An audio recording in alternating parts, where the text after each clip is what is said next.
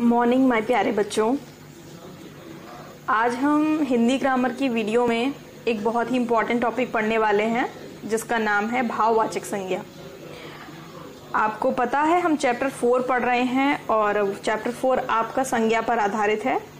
तो अब तक हमने संज्ञा की परिभाषा और संज्ञा के भेद पढ़ लिए हैं और भेदों में हमने व्यक्तिवाचक संज्ञा के बारे में जाना है, जातिवाचक संज्ञा के बारे में जाना है और उसके बाद हमने ये भी पढ़ा था कि जातिवाचक संज्ञा के दो भेद होते हैं, एक समूहवाचक संज्ञा और एक द्रव्यवाचक संज्ञा। ठीक है। और आज हम भाववाचक संज्ञा पढ़ेंगे जो कि संज्ञा का बहुत ही इम्पोर्टेंट और तीसरा पार्ट। तो जैसा कि मैंने आपको बताया, संज्ञा के 3 भेद होते हैं, व्यक्तिवाचक संज्ञा, जातिवाचक संज्ञा और भाववाचक संज्ञा। और जातिवाचक संज्ञा को हम 2 पार्ट्स में डिवाइड कर देते हैं, एक द्रव्यवाचक संज्ञा और एक समूहवाचक संज्ञा। ओके। व्यक्तिवाचक संज्ञा और जातिवाचक संज्ञा बच्चों को आसानी से समझ में आ जाते हैं। थोड़ा सा भी आपकी एज जो है वो कम है तो आपको भाववाचक संज्ञा समझने में मुश्किल हो सकती है, बट आप कोशिश कीजिए। ठीक है, चलिए स्टार्ट करते हैं। देखो ये पिक्चर देखो, इस पिक्चर में एक लड़का है और वो छत के मेड़ पर खड़ा है और 2 कबूतर हैं। तो वो क्या कर रहा है, कबूतरों को दाना डाल रहा है और कबूतर बड़े ही प्यार से उसे खा रहे हैं। अब इसमें ये सोचिए कि इस चित्र में आपको क्या दिखाई दे रहा है, लड़का दिखाई दे रहा है। तो लड़के के बारे में सोचिए कि वो क्या है, संज्ञा है ना, कौन सी, जातिवाचक संज्ञा। ठीक है। कबूतर दिखाई दे रहे हैं तो कबूतर भी क्या है, जातिवाचक संज्ञा है। कबूतरों को दाने डाले जा रहे हैं तो दाना दिखाई दे रहा है तो दाने क्या है, जातिवाचक संज्ञा है। ठीक है। तो इसमें 3 चीजें हमने देखी जो तीनों ही जातिवाचक संज्ञा है। छत भी है तो छत भी जातिवाचक संज्ञा ही है, नाम है ऑब्जेक्ट का। ठीक है। अब कौन सी चीज इस पिक्चर में है जो है तो बट दिखाई नहीं दे रही है, सोचो। मैंने पूछा कि इस पिक्चर में एक ऐसी चीज भी है जो दिखाई नहीं दे रही है आपको लेकिन है, आप नहीं सोच पा रहे हो ना, बस इसीलिए मैं बोल रही हूं कि भाववाचक संज्ञा थोड़ी सी डिफरेंट है जातिवाचक और व्यक्तिवाचक से। देखो इस पिक्चर में ये सोचो आप कि लड़के के भीतर ऐसी कौन सी फीलिंग होगी, ऐसा कौन सा भाव होगा जो कि इन कबूतरों को दाना डाल रहा है। आप डालते हो दाना, रोजाना छत पर जाते हो या आपकी बालकनी हो तो बालकनी में जाते हो, तो जो भी पक्षी होते हैं, कबूतर नहीं तो चिड़िया सही, कौवा सही, कोई भी सही, तो आप उनके लिए दाना डालते हो। कितने बच्चे डालते हैं, रेज योर हैंड। कितने, आई कैन सी दैट 2 बच्चों ने केवल हाथ ऊपर उठाए हैं कि हम डालते हैं, लेकिन वो भी डेली नहीं, कभी कभी। सारे बच्चे जो इस वीडियो को देख रहे हैं वो तो नहीं डालते हैं। क्यों? क्योंकि दाना डालने के लिए एक फीलिंग चाहिए, उस फीलिंग के साथ ही आप दाना डाल पाओगे। अगर फीलिंग नहीं होगी तो आप दाना नहीं डाल पाओगे। तो लड़के के अंदर वो कौन सी फीलिंग है जिस फीलिंग के तहत वो कबूतरों को दाना खिला रहा है, वो उस फीलिंग का नाम है उदारता।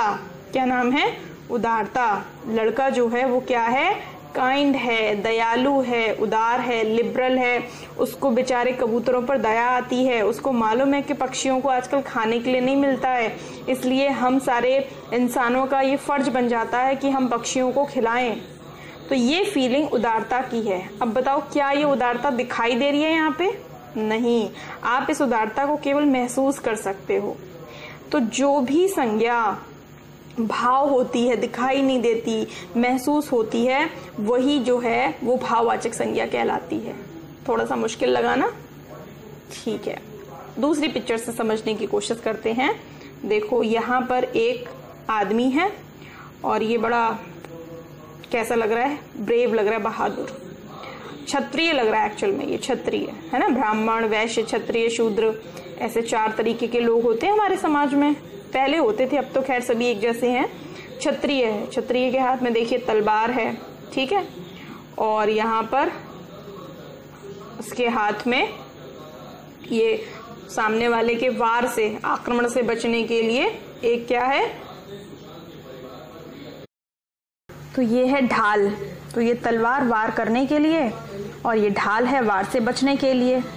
तो अब आपको क्या लगता है कि कोई भी क्षत्रिय के हाथ में तलवार और ढाल होगी तो वो खेलने तो नहीं जा रहा होगा, वो जा रहा होगा लड़ने। ठीक है। अब कौन लड़ सकता है? हम और आप तो नहीं लड़ते। अभी देखो चाइना का इतना सारा इशू चल रहा है, तो क्या हम और आप बॉर्डर पर जा रहे हैं चाइना के सैनिकों से फाइट करने के लिए? नहीं जा रहे ना। क्यों नहीं जा रहे हैं? क्योंकि हमारे अंदर वो लड़ाई का भाव नहीं है। हर किसी के अंदर समान भाव नहीं होते ना। अब जैसे हमारे अंदर उदारता का भाव हो सकता है, हमारे अंदर जरूरी नहीं है कि ये जो क्षत्रिय के अंदर फीलिंग चल रही है, भाव चल रहा है, वही भाव हो। ठीक है, तो ये क्षत्रिय के अंदर कौन सा भाव चल रहा होगा जिसकी वजह से इसके हाथ में तलवार है और ढाल है? वो भाव है वीरता का। ठीक, क्षत्रिय वीर है, वीर होना इसकी विशेषता है। ध्यान रखना बच्चों, बहुत माइनर डिफरेंस है। वीर, अगर हम बात करें कि ये क्षत्रिय वीर है, बहादुर है, तो ये इसकी विशेषता है। और इसके अंदर भाव कौन सा है, फीलिंग कौन सी है जिसके वजह से ये लड़ पा रहा है? वो फीलिंग है वीरता। तो वीरता यहाँ पर भाववाचक संज्ञा है। सिमिलरली यहाँ देखो आप, लड़का उदार है, ये विशेषण है, और उसका जो भाव है वो उदारता, वो संज्ञा है।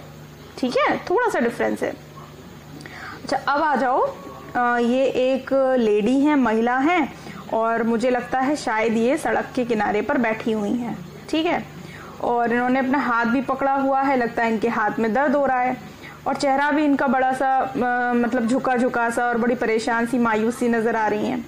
तो किसकी वजह से इतनी परेशान है और सड़क पर जाकर बैठी हैं? कौन सी भाव है या कौन सी स्थिति है इनकी? हम ये कह सकते हैं भाव तो नहीं है यहाँ पर, कंडीशन क्या है इनकी, स्थिति क्या है जिसकी वजह से ये इस तरह से बैठी हैं? इनकी स्थिति है बुढ़ापा।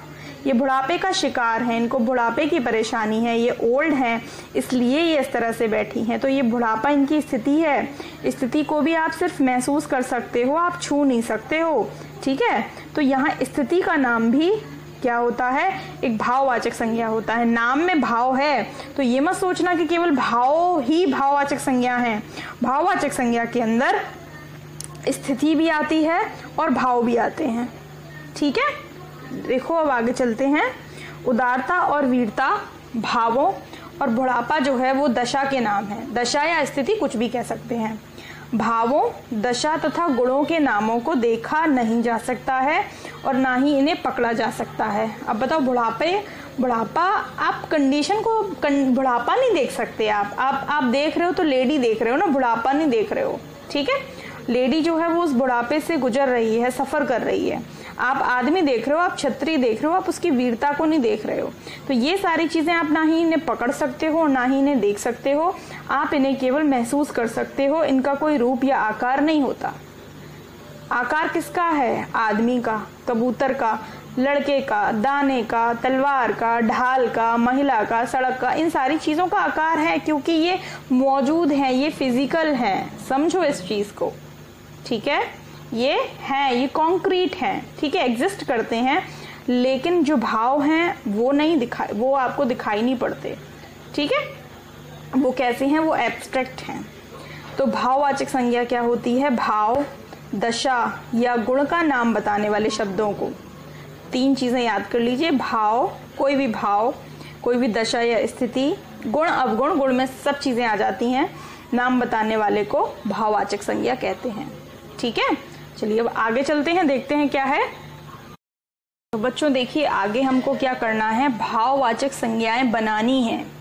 फॉर्मेशन ऑफ नाउन, दूसरी संज्ञाएं दी हैं हमें, विशेषण दिए हैं, क्रिया दी हैं, और इन सब से हमें क्या करनी है?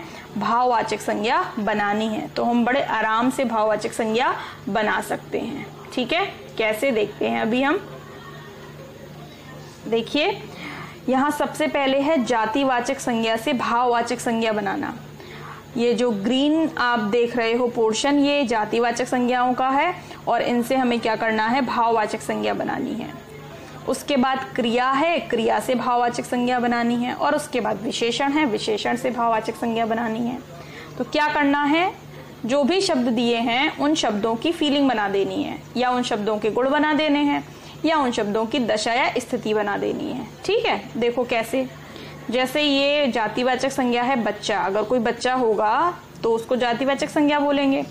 अब बच्चा से भाववाचक संज्ञा बनानी है, मतलब तो क्या बन जाएगी? बच्चा से हमने भाववाचक संज्ञा बनाई बचपन। अब बचपन किसका नाम है? भाव का नाम नहीं है, बचपन आपका दशा का नाम है। जैसे बुढ़ापा दशा का नाम है, वैसे बचपन है। अब देखो मानव जातिवाचक संज्ञा है, और मानव से हमने क्या बना दिया, मानवता बना दिया। अब मानवता एक भाव का नाम है। मित्र, तो जिसमें ता लग सकता है उसमें ता लगा देते हैं। मित्र से क्या बन गया, मित्रता, ये भी एक भाव का नाम है। आगे चलते हैं। लड़की, अब लड़की से बन गया लड़कपन, तो कहीं कहीं क्या लगता है, ता लगा देते हैं, कहीं कहीं पन लगा देते हैं। कुछ शब्द कॉमन है और कुछ स्पेशल होते हैं। तो लड़कपन, ठीक है। दानव, राक्षस, तो दानव से बन गया ता लगाकर दानवता। शत्रु, शत्रु का मतलब होता है दुश्मन, तो शत्रु से बन गया शत्रुता। तो ये सारे जातिवाचक संज्ञा थे और इनसे हमने भाववाचक संज्ञा बनाई। केवल 6 दी हैं यहाँ पर, लेकिन आप हजारों शब्दों को आप भाववाचक संज्ञा में कन्वर्ट कर सकते हैं। ठीक है, आगे चलते हैं। क्रिया से भाववाचक संज्ञा बनाना। तो अब जो ग्रीन पोर्शन में शब्द हैं वो क्रियाएं हैं और क्रिया को भाववाचक संज्ञा में कन्वर्ट करना है। जैसे क्रिया है लड़ना, तो ई लगाकर हम भाववाचक संज्ञा बना देते हैं। तो लड़ना से हमने बनाया लड़ाई। ठीक है। लिखना, लिखाई, पढ़ना, पढ़ाई। अब लड़ाई, लिखाई, पढ़ाई, इन सारी चीज़ों को हम महसूस कर सकते हैं, छू नहीं सकते हैं। ठीक है। कमाना, कमाई। हंसना, तो हंसाई नहीं, हंसना, हंसने का बना हंसी। क्या बना, हंसी। चढ़ना, चढ़ाई।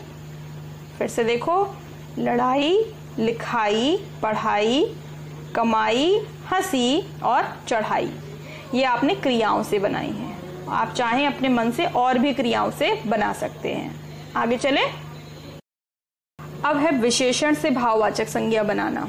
विशेषण से भाववाचक संज्ञा बनाना। तो विशेषण क्या होते हैं, जैसे ठंडा, ठंडा पानी। अब ठंडा से भाववाचक संज्ञा बनी ठंडक। क्या बनी, ठंडक। अच्छा, अच्छाई। सफल, सफलता। तो किसी में ता लगेगा, किसी में ई लगेगा, किसी में पन लगेगा, ये आपको अपनी तरफ से सोचना है। मोटा, मोटापा। खट्टा, खटास। खट्टा, खटास। ठीक है। ऊंचा, ऊंचाई। भला, भलाई। मीठा, मिठास। ऐसे जैसे खट्टा खटास था ना, वैसे मीठा मिठास।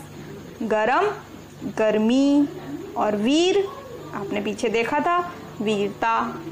तो ये जो आपने बनाए हैं भाववाचक संज्ञा, ये किनसे बनाए हैं, ये आपने विशेषण शब्दों से बनाए हैं। ठंडा से ठंडक, अच्छा से अच्छाई, सफल से सफलता, मोटा से मोटापा, खट्टा से खटास, ऊंचा से ऊंचाई, भला से भलाई, मीठा से मिठास, गरम से गर्मी और वीर से वीरता। तो ये थे आपके भाववाचक संज्ञा। ठीक है। तो यहाँ पर अब आपका चैप्टर कंप्लीट हो जाता है। तो बच्चों, आप सभी ने कल जन्माष्टमी का त्योहार तो मनाया ही होगा और आप सब लोग भगवान कृष्ण जी के बारे में बहुत कुछ पढ़ भी चुके हैं, सुन भी चुके हैं और बहुत सारे बच्चे तो कल कृष्ण जी बने भी होंगे। तो चलिए कृष्ण जी से रिलेटेड आपकी कुछ जनरल नॉलेज को टेस्ट कर लेते हैं। ठीक है।